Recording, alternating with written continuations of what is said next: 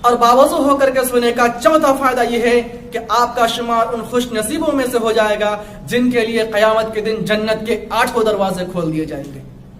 صحیح مسلم کی روایت ہے، اللہ کے نبی صلی اللہ علیہ وسلم کا فرمان ہے، ما منکم من احد یتوضأ فیحسن الوضوء، جب آپ میں سے کوئی شخص وضو کرتا ہے اور اچھی طرح وضو کرتا ہے، ثم قال، اور صرف اتنے سے کلمات کہہ دیتے ہیں، اشہد ان لا الہ الا اللہ وحدہ لا شریک لہ واشہد ان محمدا عبدہ ورسولہ، فتحت لہ ابواب الجنۃ الثمانیہ، اس کے لیے جنت کے 8 دروازے کھول دیے جاتے ہیں، یدخل من ایہا شاء، وہ جنت کے جس دروازے سے چاہے داخل ہو جائے۔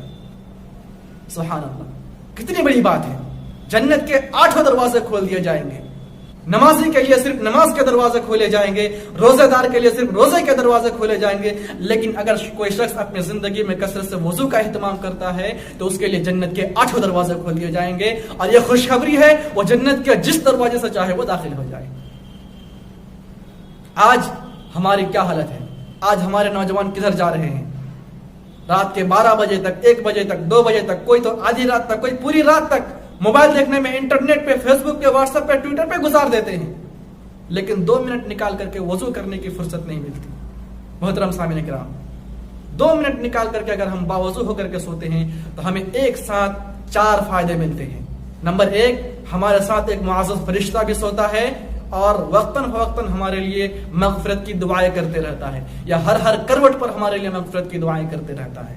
اور دوسرا فائدہ، وہ سیکورٹی گارڈ کے حیثیت سے بھی ہمارے ساتھ رات گزارتا ہے۔ اور تیسرا فائدہ، ہم بے گناہ ہو کر کے، گناہوں سے پاک ہو کر کے سوتے ہیں۔ اور چوتھا فائدہ یہ ہے، ہمارے لیے جنت کے 8 دروازے کھول دیے جا سکتے ہیں اگر ہم سونے سے پہلے وضو کا اہتمام بھی کریں، اگر ہم کثرت سے وضو کا اہتمام کریں۔